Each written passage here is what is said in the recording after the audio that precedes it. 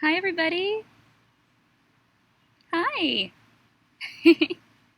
I'm a little early.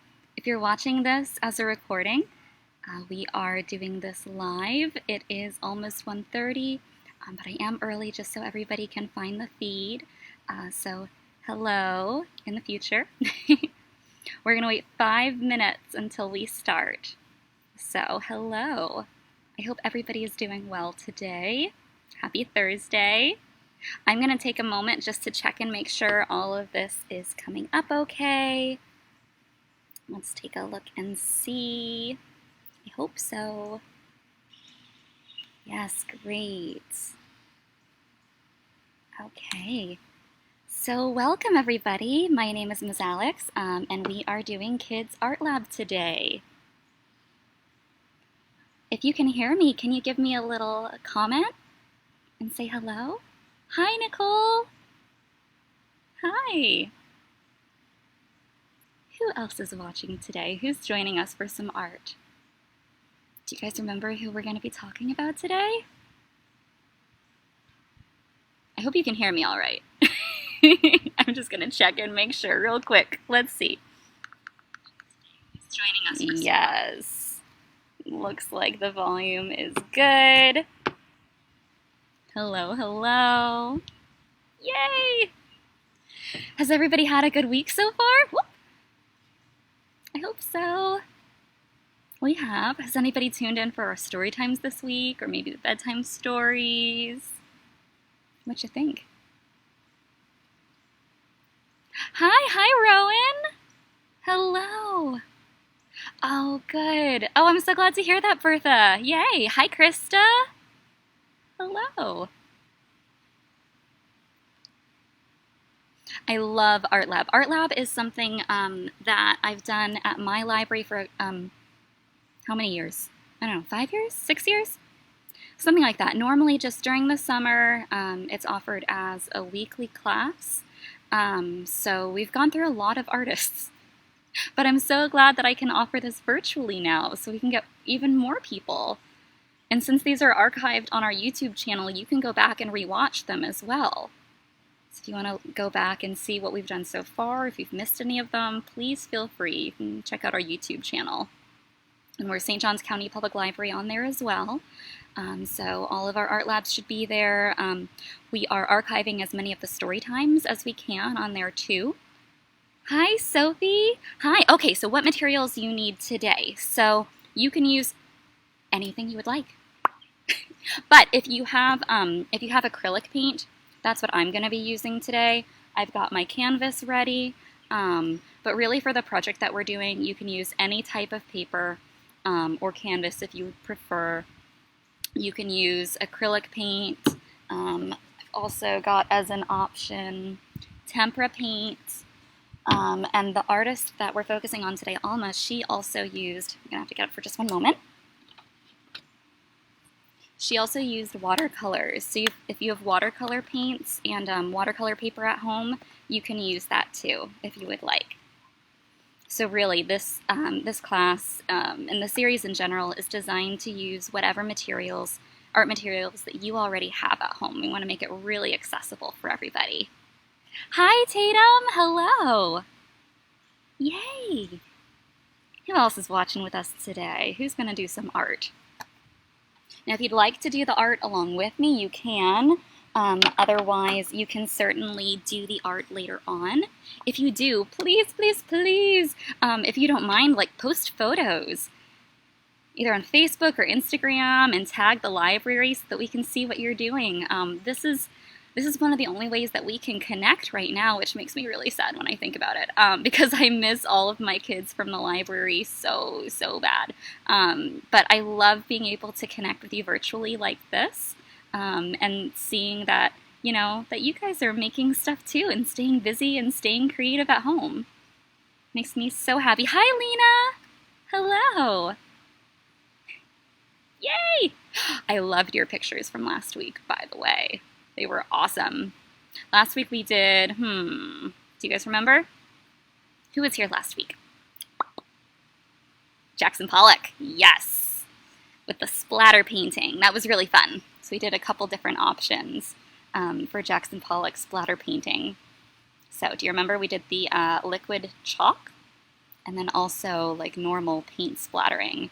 And we even used paintbrushes from nature to try that out. So okay, it is officially 1:30 as we're recording this live, so I'm going to go ahead and get started. Hello! So my name is Miss Alex, and I normally work at the Southeast Library, which is part of the St. Johns County Public Library System, but I'm not there right now.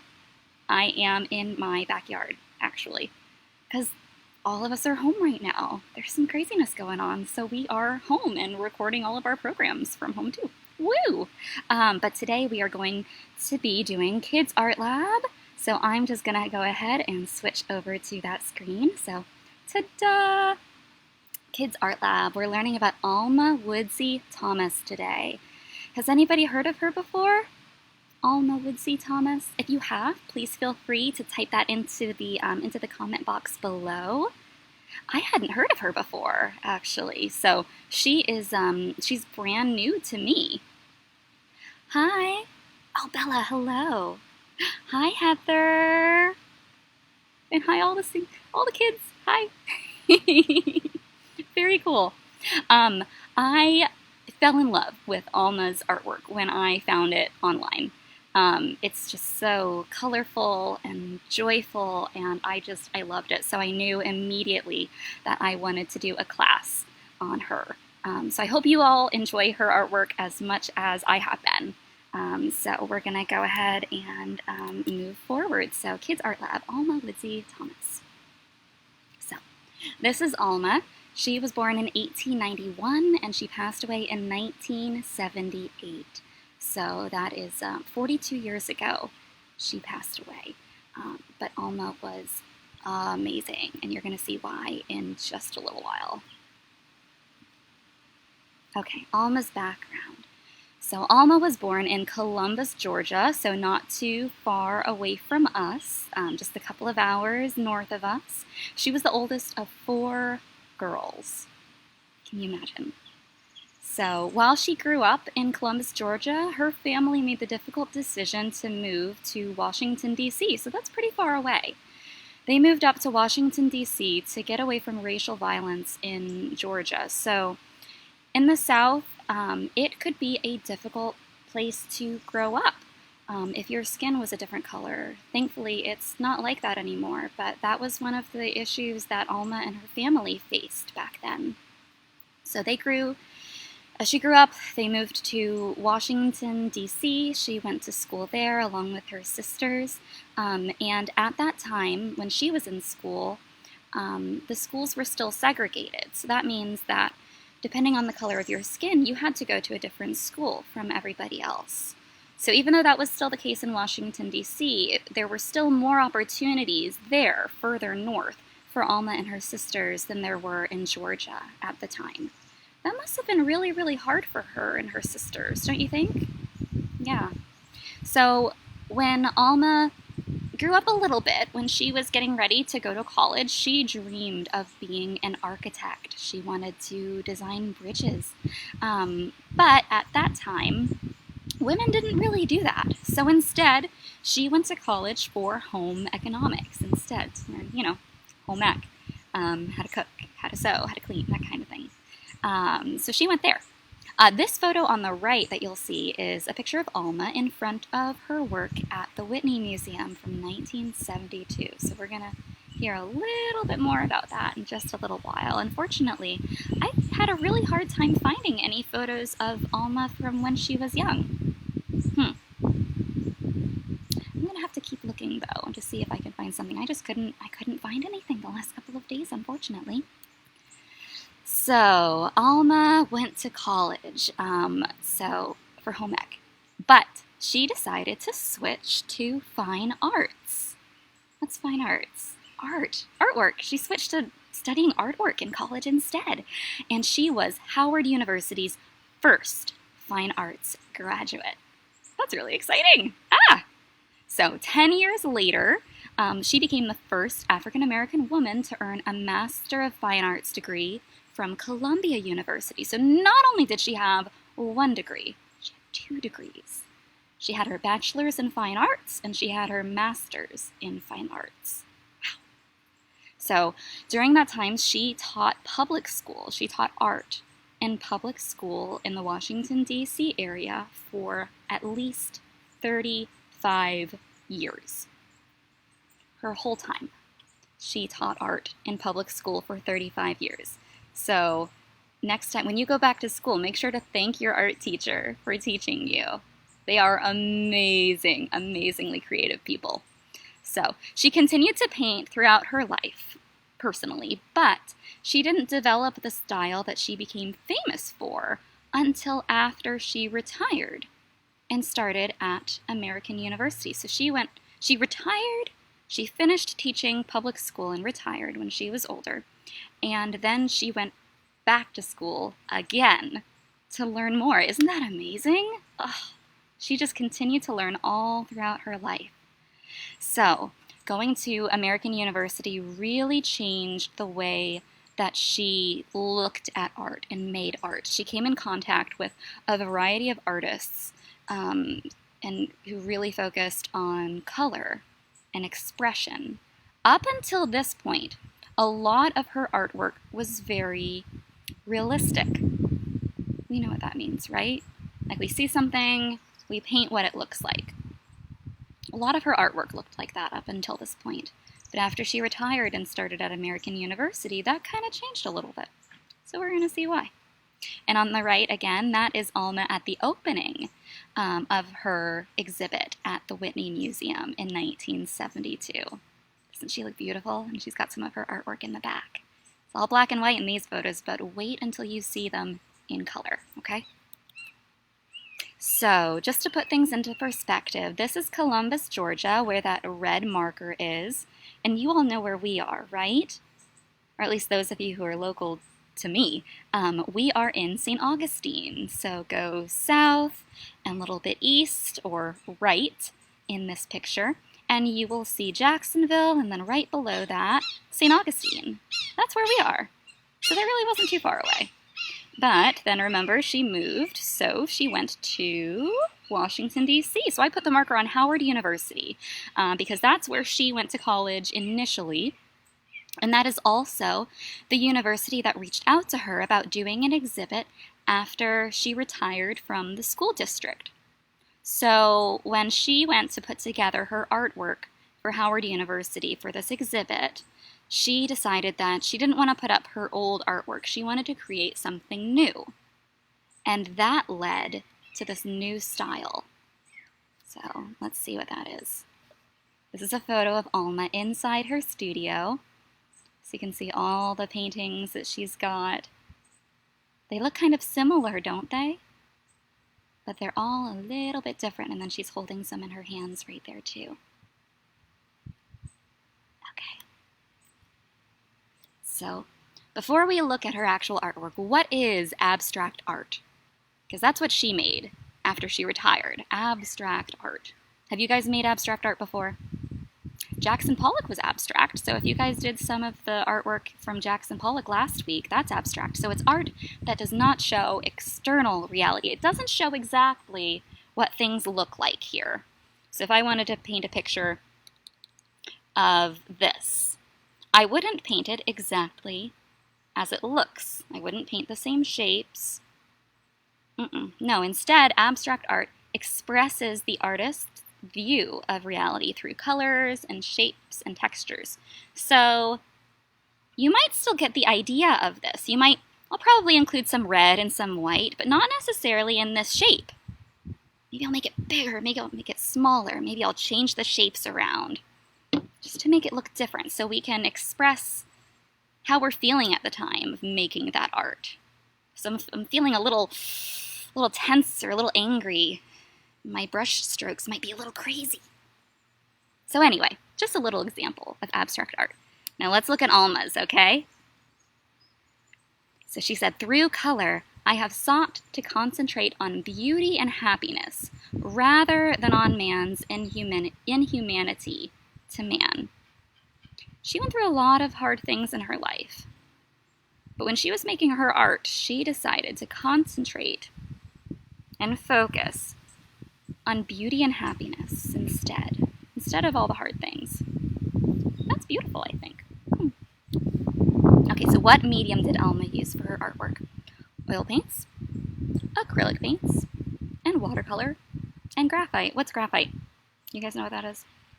Yeah, that's just a fancy word for pencil. Okay, so red abstraction, 1959. Alma retired in 1960. So just before that, she started getting into abstract art, and this is one of her pieces, red abstraction. So it's oil on canvas, and she said that it reflects the changing colors of leaves in autumn. Let's look at that painting just for a moment. Yeah, I see all the red, it's a little messy. I see some greens and browns and oranges. And there's some lighter colors like peeking through and all along the edges too. So she was looking out her window and saw light flickering around the leaves and decided to reflect that in her painting. Now I'm going to do a little side-by-side for you here. I found this photo online of a red leaf in autumn. You've got some other color leaves in the back. There's some light peeking through. Yeah, I can see that. I can make that connection between the two. I like the way that looks. And how there aren't any clean lines in that painting that she made. Just like there aren't any clean lines on the leaf either.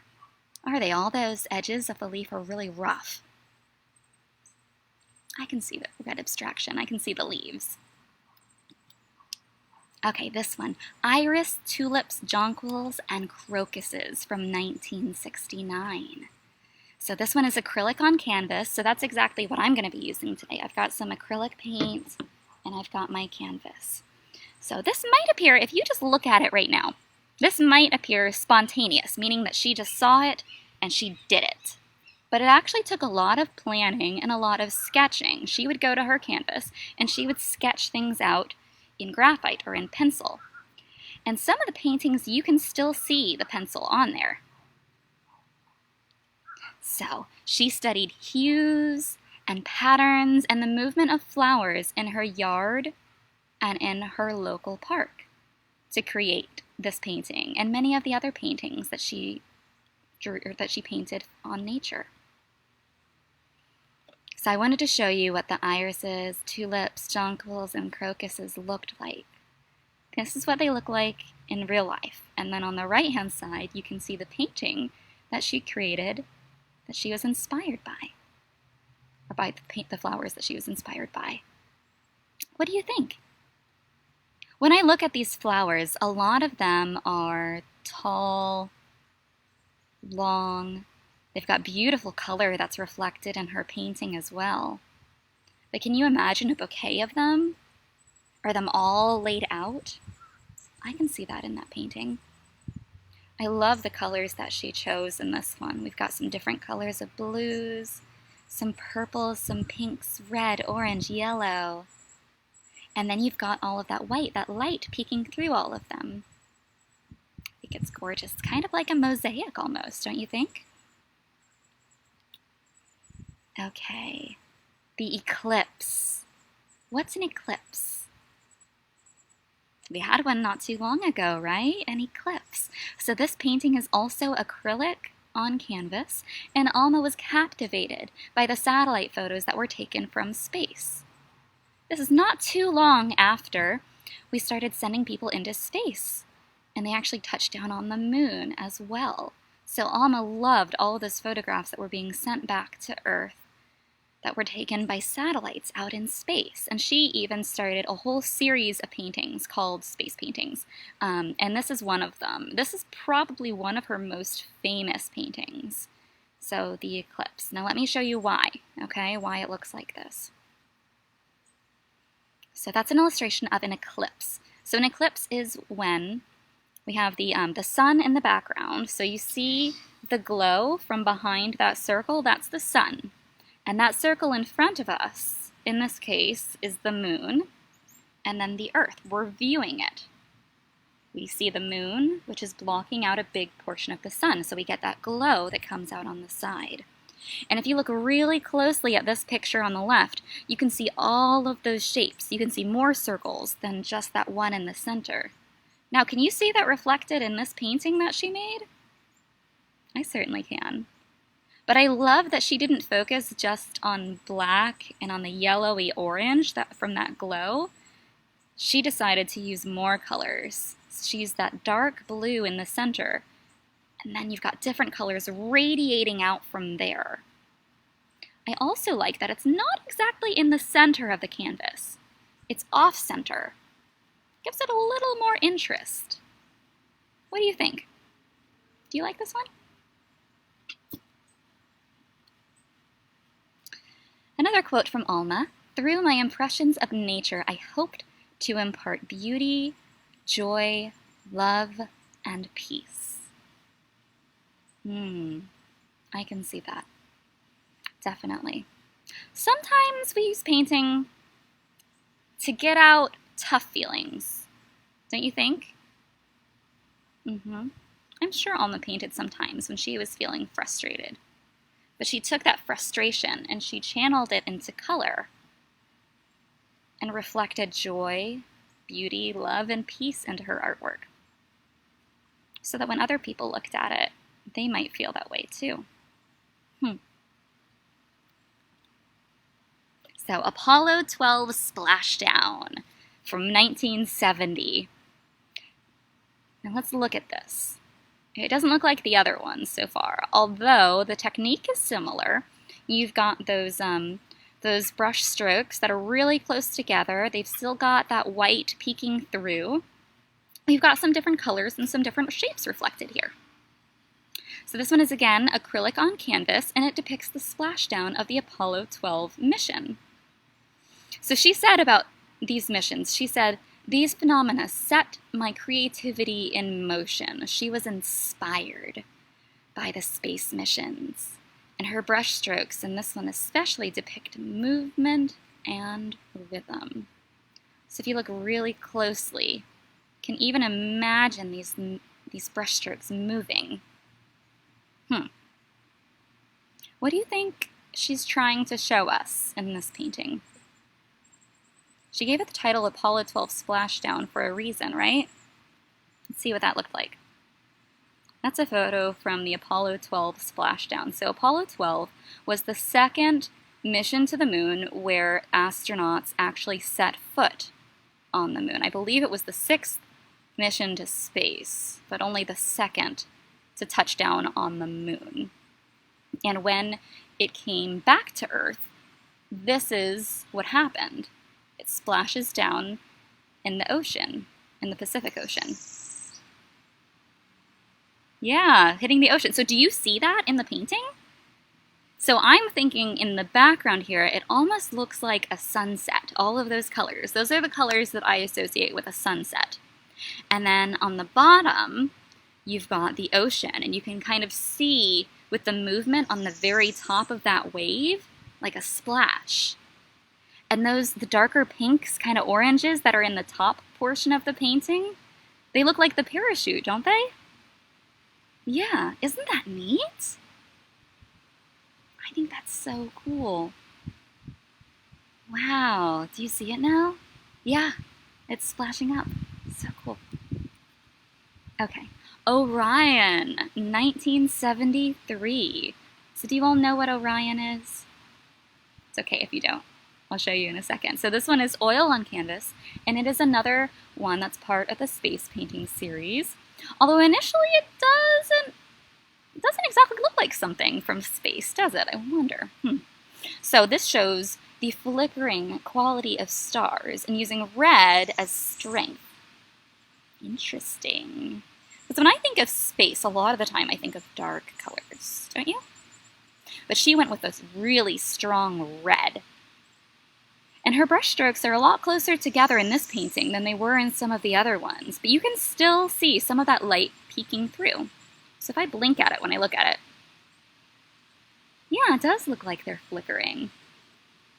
So do you want to see what Orion is? That is Orion as reflected in the night sky. So those three really bright stars in the center there that are kind of in a line going this way, those are Orion's belt.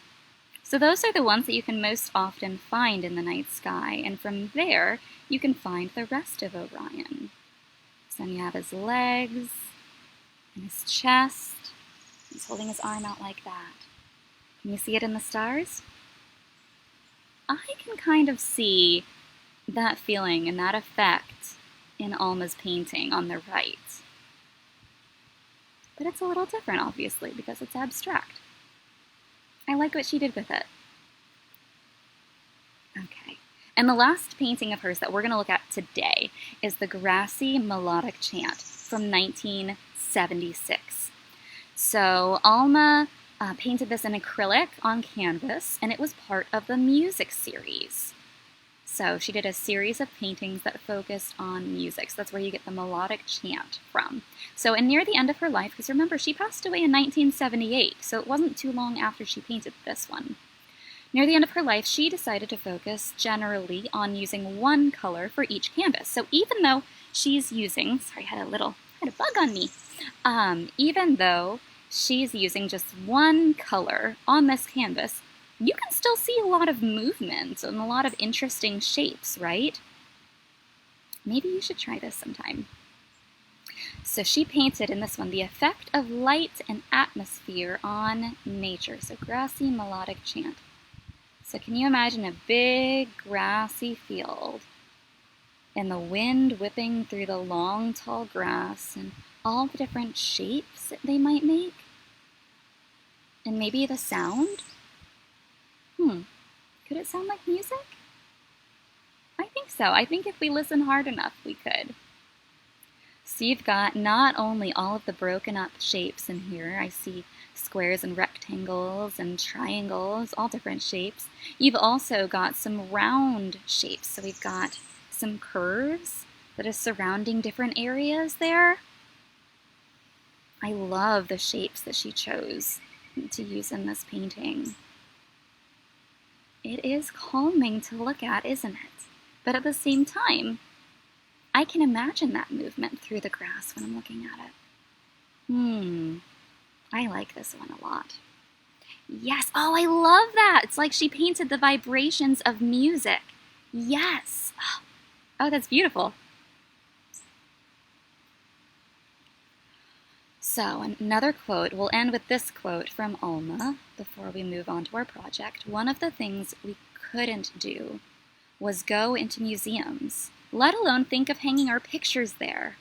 My times have changed. Look at me now. So when Alma was growing up, because of the color of her skin, she couldn't even go into museums, let alone hanging her pictures there. Goodness. But she did. She grew up, she created that beautiful artwork, and now they're hanging in museums all over the world. And all of her famous artwork that she created, all of that stuff was done after she retired from teaching. So not only is she an amazing example and inspiration for everyone, but also for older artists too.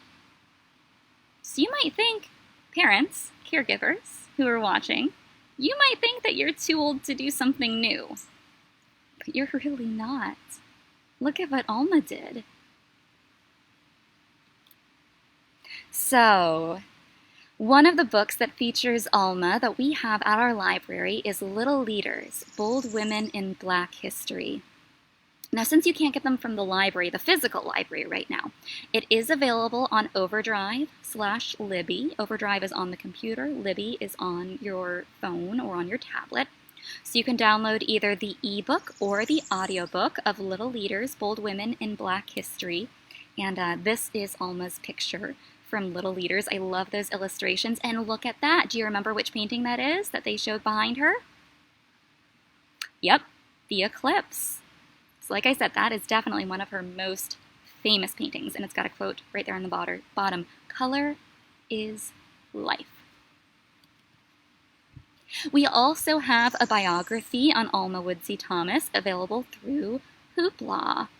So this is specifically written for young adults, but really it's great for almost any age. So if you want a little bit more information on Alma than just that Little Leaders would include, you can check out this one, just the title Alma Woodsey Thomas on Hoopla.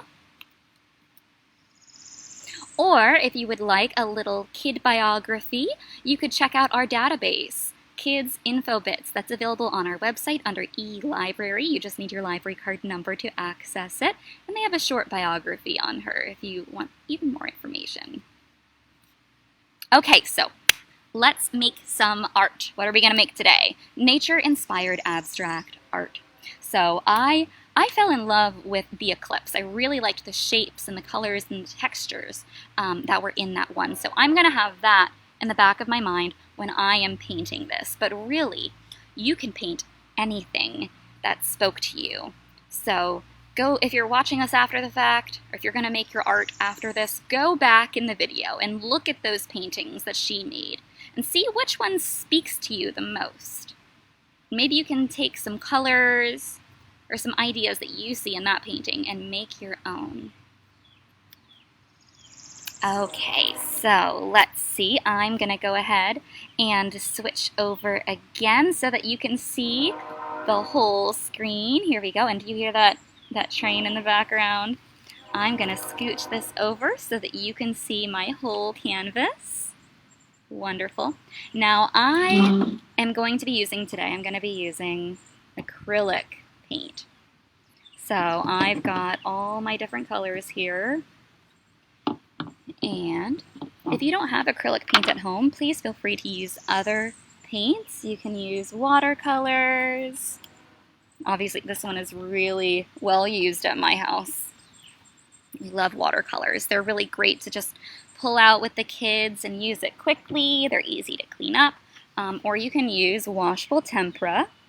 That's another option too. But washable tempera, I've found, doesn't show as brightly or as strongly on canvas as acrylic paint does, so I'm going to be using acrylic. But acrylic paint, not washable. It does stain, so keep that in mind. And before I came out here to set up, I went to the field next to my house, and I found some flowers there. Really, they're weeds, but they're beautiful nonetheless. Oh, this one got a little squished. So I found some dandelions and some other things. So I really liked the colors that I found here. And this too. I loved these. So I'm going to keep these in mind when I'm doing my painting. So I'm going to do it in the style of the eclipse painting that she did, but with my little weeds in mind. I'm going to start. I also have a couple different kinds of paintbrushes here, so I probably won't use all of them, but I just wanted to show you in case any of them jumped out to you and you wanted to use them. And since we're doing Alma's style, we're focusing on small brush strokes, or you could even use a stamper like this and do small stamps close together with any of these, with the foam brushes or with these. So you can have a variety of brushes to choose from. But I'm going to go ahead and start with my pencil, as Alma did with so many of her paintings. I'm looking at my canvas, and I'm going to draw a circle right about here. It doesn't have to be perfect. Mine definitely is not. But just a rough circle. Yeah, that looks good. And then from there, I'm going to go out in radiating circles like Alma did. Okay? But when I was over there looking at the field next to my house, I saw all of the dandelions first. There are I'm looking at them right now. There's a whole bunch of dandelions over there. And they remind me of a sun. So I'm going to have that in the center of my canvas. I'm going to just squeeze some yellow onto my palette. Whoops. Wrong way. Here we go. Let's be some yellow. And what colors do we use from there, too? What are some other colors that you associate with the sun? Maybe some orange. Put some orange in there. Maybe some red. I think I would like to try to use the whole rainbow in my painting today. I think so. So how does that go? Roy G. Biv. So I've got, I've got red, orange, yellow, green, and blue. I can make anything into a song. What happens next? Indigo, but I don't have indigo, so I'm using turquoise. And violet or purple. Last one. I'm going to use all of these colors in my painting today because Alma loved to use color. Okay, so I'm going to take my larger paintbrush. I'm going to fill it up with paint. And I'm just going to fill in that whole circle. Okay, I'm going to set my palette in. I'm going to fill this in. Because I'm thinking dandelion, sun, just a big, bright yellow ball. And I didn't do it in the center. I moved over some. So it's not going to be a perfect circle with waves going off of it from the center. No, it's off-center just a little bit. Okay.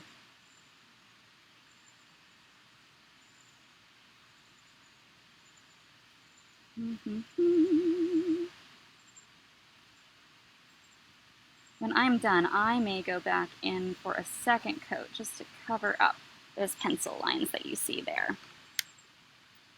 Okay, so next I'm going to go ahead and use a smaller paintbrush.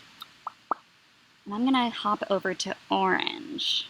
Orange is next in the color wheel. And I'm going to start doing those small brush strokes that surround the yellow circle. I'm going to leave a little bit of space in between them, just like Alma did, so it's going to be kind of mosaic-y. Here we go. So just like that.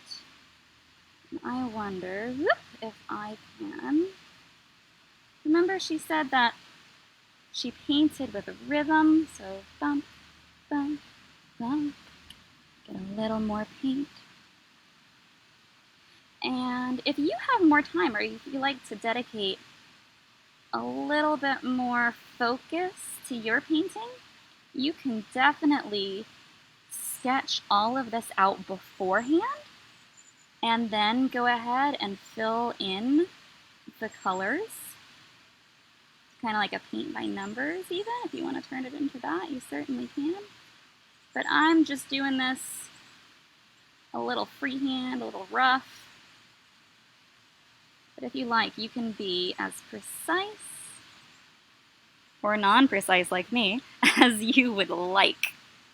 All right, next up, after the orange, I'm thinking red. So I'm going to dip my paintbrush into the red. And I'm going to make these a little bit bigger than the orange. And I'm going to start a little off-center, so there we go. And it's okay if some of them touch. That's all right. I just still want to have white peeking through, so you can see that really bright light coming from between our colors. Got more red. Make those brush strokes just a little bigger to match the other side there. What do you guys think? What are you gonna paint? Yes, Mom, you can definitely have it when I'm done. I'd love to hear from more of you in the comments. Throw a comment out there. What are you thinking? What kind of nature would you like to use to inspire your Alma art? Do you have a favorite flower? Is there something that you've seen in space that inspires you? Is there a particular planet that you like? Maybe you can go on NASA's website and find some photos of that planet taken from space, from satellites, and use that.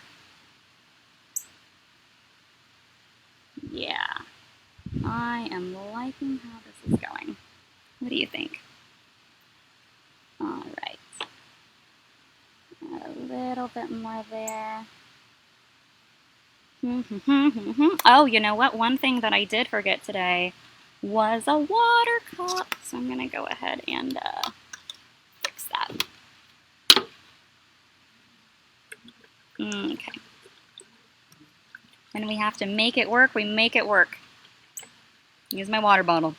Just not going to drink any more water from that till I wash it. Okay, so I've got yellow, orange, and red. Now I'm going to hop over to green. I'm going to load my paintbrush, and my paintbrush happens to be green too. And I want this one to be even bigger. I'm going to go around. See, it's kind of cut off by the canvas here, but that's okay. That's what it looked like in Alma's too.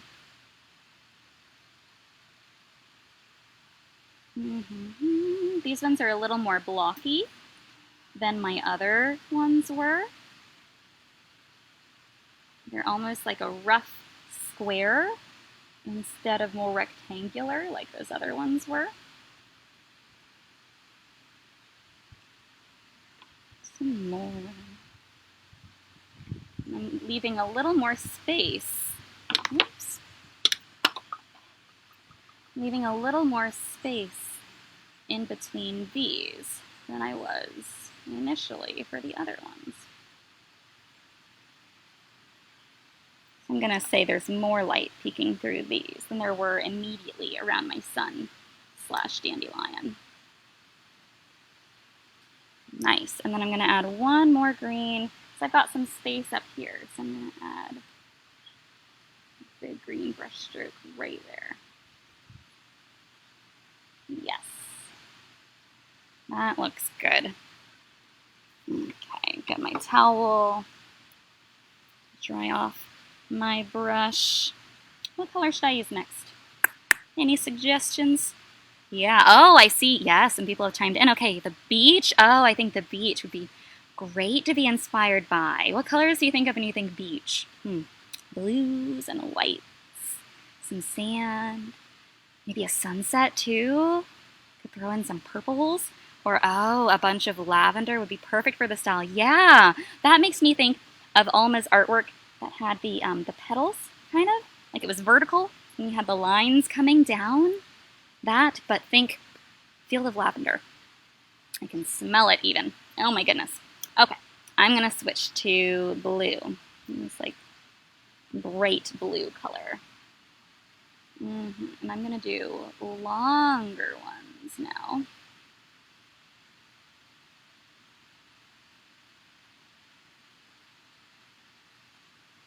I like the way that looks.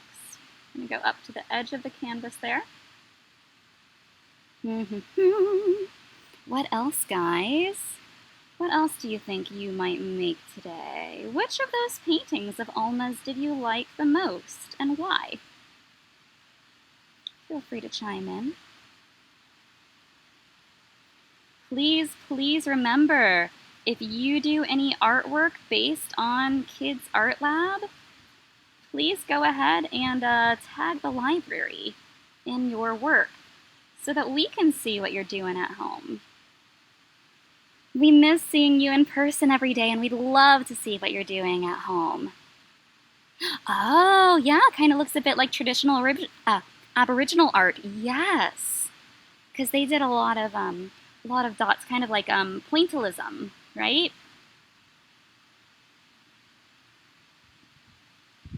love that. Need a little more blue there. And I may as well just keep going in rainbow order. So since I don't have indigo, I'm going to use that turquoise that I do have. So I'll do that one next. Oh, I love this. I love how it's coming out. I'm very, very happy with it. And I'm going to go all the way out to the edge of the canvas on the other side with my colors too. And like I said, I might go back after this layer has dried and do a second coat, just to make sure that these colors are really, really saturated and bright. Because right now, if you look closely, you can see how some of the pencil mark is peeking through on there. So, all right. Next up is that turquoise. Have you guys been making art since you've been home? I found that it's a really, really nice way to relieve stress. And I'm definitely not the best artist, but you know, that doesn't matter. For me, it's more about the process. It's something that takes some time and some focus, so it makes me think about what I'm doing instead of things that maybe I'm worried about, or if I'm angry, frustrated. I can set those things down for a while and instead work on creating something like this blank canvas. I took it, I'm covering it with paint. Yep, I'm getting close to my my tripod there, so I'm gonna go back after the fact, and I'm not doing it on the tripod, and fix that portion, but I am gonna take this back over here. We gotta make it work, right? That's why I'm using a tripod instead of an easel. There we go. I like it. Okay, so I've got one color left on my palette. What color am I missing? Do you guys see it? Yep, purple. So, let me dry my brush off some and get ready for the final color. Purple, just like, oh yes. Like these. I don't know if you can see. The really delicate petals on there are purple. It's a lovely color, isn't it? So these, I'm gonna make, what am I gonna do with these? I'm gonna make them small, boop, boop, and I'm just gonna fill in the rest of the canvas with these smaller brush strokes. They're still gonna be in the same order. They're gonna be going around in a circle, so you can imagine, whoop, a circle of small little purple brush strokes surrounding that sun or that dandelion in the center. So here we go. I definitely have paint on me. That's okay. Somehow I always have paint somewhere on me after doing these kids' art labs. Last week when we were doing Jackson Pollock and I did the DIY liquid chalk paint, I got blue paint up on my face. Not sure how that happened. I guess I got a little crazy when I was splattering it all around, and it got on my face, not on my glasses somehow, but like right up here. I don't know how that happened, and I didn't get paint on my glasses, but it's fine. My mom spotted it, because I didn't notice it. My mom spotted it when I was talking to her in a video chat later that day. How silly is that? I didn't even notice. Boop, boop, boop, boop, boop, boop. Little ones peeking through. I am pretty happy with that. I'm gonna let that dry, and then I'll go back in a little bit later and add a second coat just to make it really bright, really saturated. What do you think? I'm happy with that. My little nod to Alma Woodsey Thomas. I can't wait to see the artwork that you guys come up with as well. I think it's going to be beautiful, and I would love to see it if you want to post photos and tag the St. Johns County Public Library system, okay? All right, we'll see you guys next week for another Kids Art Lab. We're going to focus on Henri Matisse. So if you want to look him up beforehand, feel free. But otherwise, till next week, bye. Have a great rest of your week, everybody. Miss you. Love you. Bye.